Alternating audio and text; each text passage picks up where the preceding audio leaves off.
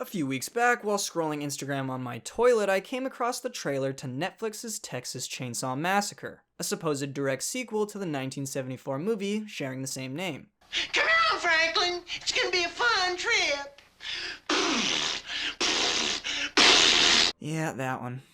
To be honest, I wasn't expecting much, but the trailer looked enticing and I didn't have to leave my house to watch it. So... The movie was directed by David Blue Garcia, and after some light reading on IMDb, I realized that this is the only somewhat notable credit to his name, leading me to believe this was his big break. Good job, David. You fucked it up. The movie's synopsis reads, Influencers. Yep. Looking to breathe new life into a Texas ghost town, the group encounters Leatherface, a legendary killer who wears a mask of human skin. On top of making the main protagonists in the movie's social media influencers, it tries to connect itself to an older movie in the timeline and utterly fails, as well as completely disregarding a lot of the established lore in the previous sequels. Simply put, this movie is just an hour and 30 minutes long of pure gore and stupidity. I'm not gonna let him kill you, okay? I promise. Starting this movie off, we are introduced to a group of extremely unlikable protagonists, consisting of Melody, Lila, Dante, and Ruth. It seems they've stopped at a gas station to gather their bearings, due to a bus they're traveling with making a wrong turn 20 miles back. Good to see these characters making poor decisions already. Then we meet Richter, a Texas local who conveniently ties into the story later. And for seemingly no reason, Melody starts talking mad shit on this guy for open carrying a firearm in Texas. Look at this guy. Who has such a small dick they need to walk around in public with a fucking gun? Like, the fuck you say to me, you little shit! This movie tries so hard to be relevant, covering topics like gentrification, the Confederate flag as a symbol, school shootings, and cancel culture. But as one AV Club critic put it, a movie that wants to be topical but has no real perspective on its topics. And I couldn't agree more. The gang make it back into town. And hey, what do you know? It's the guy from the gas station, conveniently tying into the plot. You see, he's the contractor that Dante hired. Hey. Richter's our contractor, Mel.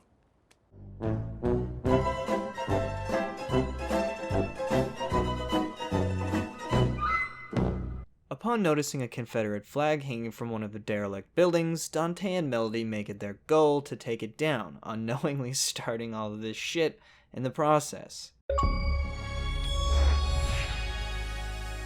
After entering the building, sneaking around and looking at shit for a while,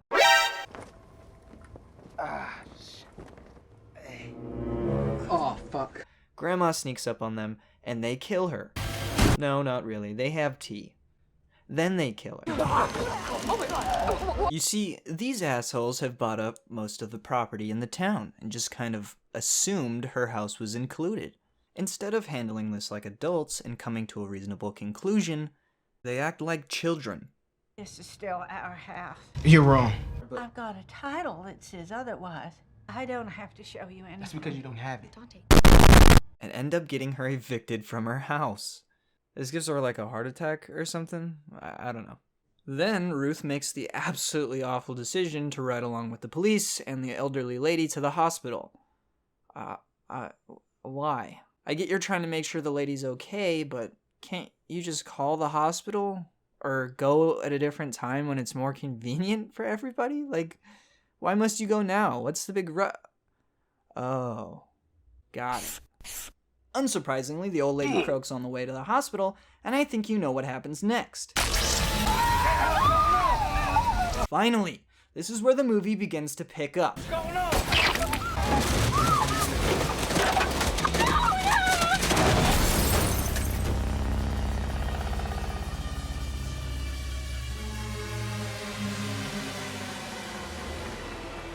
And sold to Candace. Wait, what the fuck is this? God damn. The movie begins to lay on a thick layer of plot, completely breaking any tension the audience might have had. We're 20 or so minutes in now, and somehow they've managed to make me dislike most of the main protagonists. Damn. Except this girl. She's my favorite. simply because she's had the least amount of lines, which ranks her at the top of my list of sympathy for people who've died in this movie. Oh, yeah, she dies. Upon somehow already learning of the old lady's death, Richter takes the keys to all the vehicles and demands to see the property title of the old woman's home. I bet these things are totally not going to be key plot points and won't be important later. At this point, we're introduced to our hero, our very own Laurie Strode, if you will. See, she's supposed to be the lone survivor from the original movie. Except the first movie, released in 1974, Leatherface was estimated to be in his late 20s. And in this one, Sally states, 50 years I've been waiting for this night. So with some quick math, Leatherface should be in his late 70s or early 80s. If that's the case, this is the most spry senior citizen I've ever seen. Anyway, after Sally packs her gats, she heads into town, while these two geniuses decide to go back to the old lady's house and look for the property title.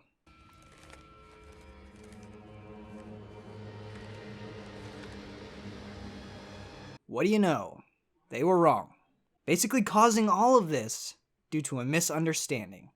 Oops. And it seems at this point Leatherface is rather tired of people breaking into his house, easily dispatching Dante, while Melody plays hide-and-go-seek upstairs for the next 15 minutes of runtime. It starts raining outside, so all the TikTokers take shelter inside the bus, completely oblivious to it all. Surprise, he's still alive. For now. Dante successfully warns the others, but dies from his wounds. The level of gore in this movie, especially one scene in particular, is kinda staggering. Makes you feel a little dirty watching it. With Dante's death, Richter takes the situation into his own hands, telling Catherine, "Call the cops, you hear me?" Remember that. After Richter gets kneecapped and suffers the world's worst headache, Melody is given the opportunity to escape. Oh hey, look at that. Unfortunately, Melody's sneak level is low and she's spotted. Cornered, she makes a scramble for the only exit in sight, resulting in a rather shitty situation. That's nasty. The girls make it to the bus and are greeted by the sleepy bus driver. Wake up! Wake up! And unfortunately, Catherine didn't even bother calling the cops. Or maybe she did, and the only two cops in town are dead in a field somewhere. But whatever, we've got the keys. Mission accomplished, ladies and gentlemen. Let's get out of here. Right. Somehow, he mangles the bus just enough for it to be rendered useless. So the poor bus driver goes out to investigate. And I guess he gets what he deserves for sleeping on the job. Kobe! The woman was too stunned to speak. Next, we get that scene from the trailers where everybody pulls out their phones and starts doing a live. I'm doing it live. I'll give big hugs in a second. I'm doing it live. Then they threaten to cancel him if he tries anything. Turns out, he does not give a fuck. Remember that scene I was talking about that made me feel real dirty? Yeah, it's this one. After getting the bright idea to, escape, the girls make it out just in time to meet up with Sally, who finally shows up a whole 25 minutes later, in the most aggravating sequence in the entire movie.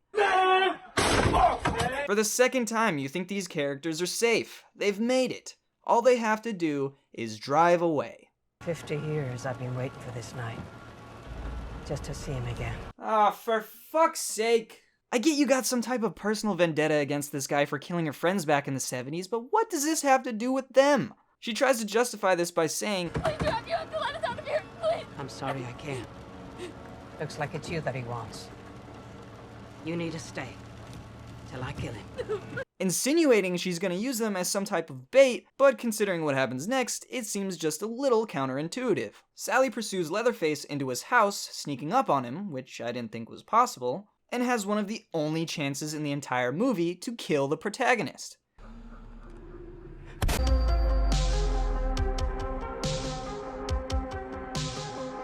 But there's another 20 minutes of this shit. So she lets him go. Momentarily. She's on some kind of power trip, but still manages to go stormtrooper mode. Your try, Scud. She tosses them the keys and tells them to leave, finally making rational decisions. But too little too late, as her continued stormtrooper aim nets her a one-way trip to Chainsaw City. It seems like Sally's down for the count, but her sacrifice won't be in vain, as all we've got to do is drive away and not crash or immobilize the VLK. Melody becomes trapped in the vehicle while Lila makes the right call and flees. Melody begins to apologize to Leatherface for killing his mother, and rightly so. You deserve this. Just then, Lila makes a poor decision and returns with an unloaded rifle.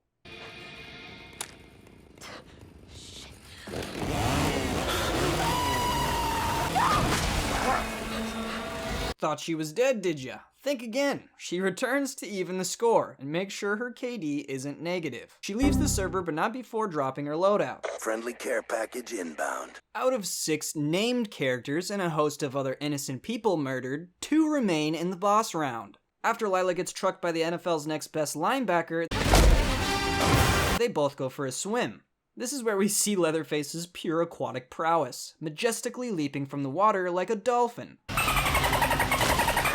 Just a feat in itself, honestly.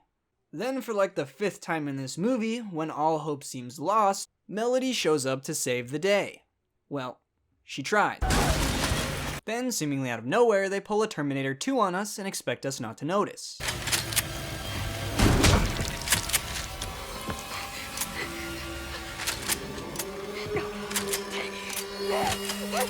We noticed. Melody steps in to take the final blow with his own chainsaw, bringing this nightmare to an end.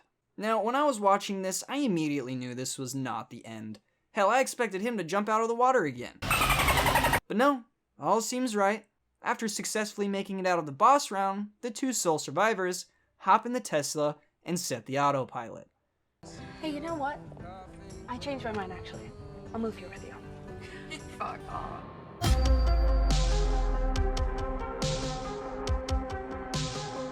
Fight!